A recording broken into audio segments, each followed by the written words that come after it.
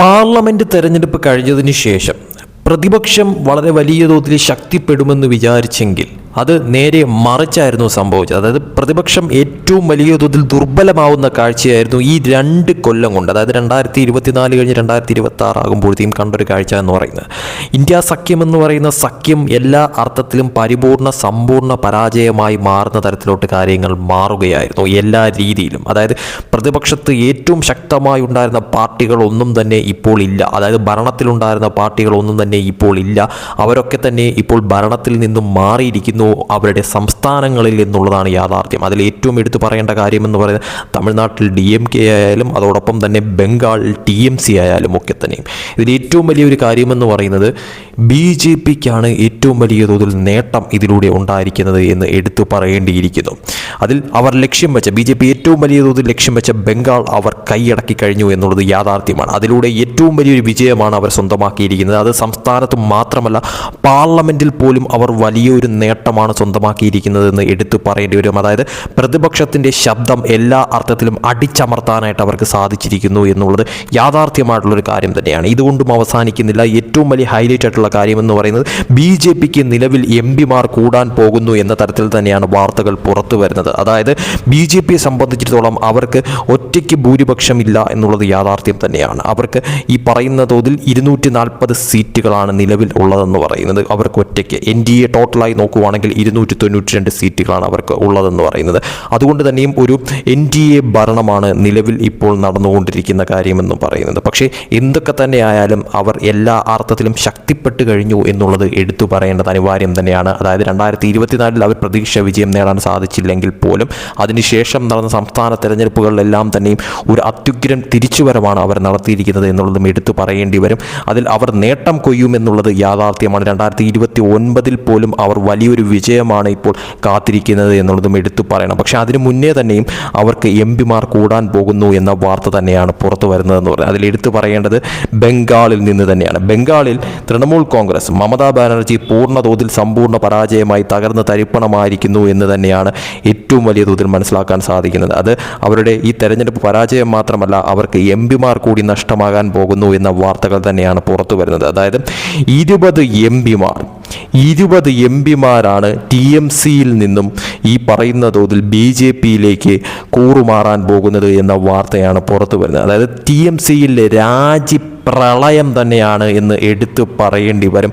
എല്ലാ തരത്തിലും TMCയിൽ ഒരു രാജ്യപ്രളയം ഉണ്ടാകാൻ പോകുന്നു, അല്ലെങ്കിൽ ഉണ്ടായി കഴിഞ്ഞിരിക്കുന്നു ഓൾറെഡി എന്നുള്ളതാണ് ഇപ്പോൾ കിട്ടുന്ന വാർത്ത എന്ന് പറയുന്നത്. അതായത് TMC പരിപൂർണ പരാജയമായി മാറിയിരിക്കുന്നു. അതിലുള്ള എല്ലാവരും, അതായത് ഭൂരിഭാഗം പേരും ഈ പറയുന്ന തോതിൽ TMC വിട്ടുകൊണ്ട് BJPയിലേക്ക് ചാടുന്ന തരത്തിലോട്ട് കാര്യങ്ങൾ എത്തിയിരിക്കുന്നു എന്ന വാർത്ത തന്നെയാണ് മനസ്സിലാക്കാൻ സാധിക്കുന്ന ഒരു കാര്യമെന്ന് പറയുന്നത്. അതിൽ ഏറ്റവും പ്രധാനപ്പെട്ട കാര്യം അവരുടെ കൈവശമുണ്ടായിരുന്ന MPമാർ 29 MPമാരാണ് അവർക്ക് നിലവിൽ ഉള്ളതെന്ന് പറയുന്നത്. ഈ 29 MPമാരിൽ 20 MPമാർ ഇപ്പോൾ BJPയിലേക്ക് കൂറുമാറാനായിട്ട് കാത്തിരിക്കുകയാണ് എന്നാണ് അറിയാൻ സാധിക്കുന്നത്. അതായത് BJPയിലേക്ക് ജോയിൻ ചെയ്യാനായിട്ട് കാത്തിരിക്കുകയാണ് എന്നാണ് അറിയാൻ സാധിക്കുന്ന ഒരു കാര്യമെന്ന് പറയുന്നത്. ഇത് തീർച്ചയായിട്ടും TMCയെ സംബന്ധിച്ചിടത്തോളം വളരെ വലിയ തോതിലുള്ള ഒരു തിരിച്ചടി തന്നെയാണ് എന്ന കാര്യത്തിൽ യാതൊരു സംശയവുമില്ലാതെ പറയാൻ സാധിക്കുന്ന ഒരു കാര്യം തന്നെയാണ്. കാരണമെന്ന് പറയുന്നത് അവർക്ക് ഭരണം നഷ്ടപ്പെട്ടതിൽ പിന്നാലെ അവരുടെ ഭാഗത്തു നിന്നുള്ള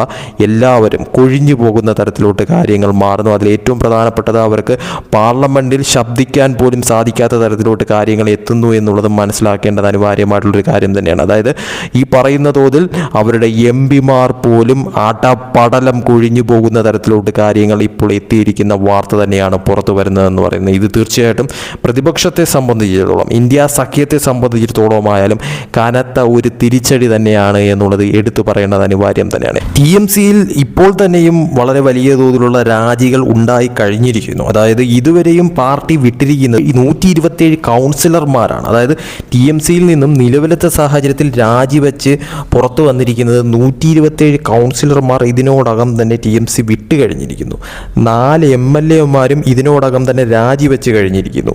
ഒരു MP ഉൾപ്പെടെ നിലവിൽ രാജിവെച്ചിരിക്കുകയാണ്. പക്ഷേ ഇതുകൊണ്ട് അവസാനിക്കുന്നില്ല. ഇനിയും 20 MPമാർ TMC വിടാൻ പോകുന്നു എന്ന തരത്തിലുള്ള വാർത്ത തന്നെയാണ് പുറത്തു വരുന്നത്. ഇത് ഒരു പാർട്ടിയെ തന്നെ അടപടലമില്ലാതാക്കുന്ന തരത്തിലോട്ട് കാര്യങ്ങൾ മാറി എന്നുള്ളത് ഏറ്റവും എടുത്തു പറയേണ്ട കാര്യമാണ്. ഒരു ഘട്ടത്തിൽ TMC മമതാ ബാനർജി അത്രത്തോളം ശക്തിയായിരുന്നെങ്കിൽ ഇപ്പോൾ എല്ലാ അർത്ഥത്തിലും സമ്പൂർണ്ണ പരാജയമായി തകർന്ന് തരിപ്പണമായിരിക്കുന്ന ഒരു അവസ്ഥയിലോട്ട് കാര്യങ്ങൾ എത്തിയിരിക്കുന്നു. TMC തന്നെ ഇനിയിപ്പോൾ അടുത്ത പാർലമെൻറ്റ് തെരഞ്ഞെടുപ്പിൽ ഉണ്ടാകുമോ എന്ന് തന്നെ സംശയത്തിൽ ആഴ്ത്തുന്ന തരത്തിലോട്ട് കാര്യങ്ങൾ മാറിയിരിക്കുന്നു.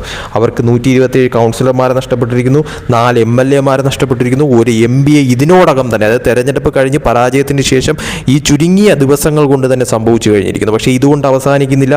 ഇനിയും വലിയ തോതിലുള്ള കൂട്ടക്കൊഴിച്ചിലാണ് സംഭവിക്കാൻ പോകുന്നത്. അതിൽ 20 MP മാരെങ്കിലും TMC വിട്ട് BJPയിൽ ജോയിൻ ചെയ്യുമെന്നുള്ള വാർത്ത തന്നെയാണ് പുറത്തു വന്നിരിക്കുന്നതെന്ന് പറയുന്നത്. തീർച്ചയായിട്ടും മമതയെ സംബന്ധിച്ചിടത്തോളം, TMCയെ സംബന്ധിച്ചിടത്തോളം, ഇന്ത്യ സഖ്യത്തെ സംബന്ധിച്ചിടത്തോളം കനത്ത പ്രഹരമാണ് ഇനി വരാൻ പോകുന്നത് എന്നുള്ളതാണ് എടുത്തു പറയുന്നത്. 2029 പാർലമെൻറ്റ് തെരഞ്ഞെടുപ്പിൽ BJP സംബന്ധിച്ചിടത്തോളം വലിയ തോതിലുള്ള ഒരു ശക്തി പ്രാപിക്കുന്ന കണക്ക് കാര്യങ്ങൾ എത്തിയിരിക്കുന്നു എന്ന് എടുത്തു പറയേണ്ട തരത്തിലോട്ട് കാര്യങ്ങൾ മാറിയിരിക്കുന്നു, അല്ലെങ്കിൽ മാറ്റിയിരിക്കുന്നു എന്ന് തീർച്ചയായിട്ടും പറയാൻ സാധിക്കുന്ന തരത്തിലുള്ള വാർത്ത തന്നെയാണ് ഇതെന്ന കാര്യത്തിൽ യാതൊരു സംശയവുമില്ല.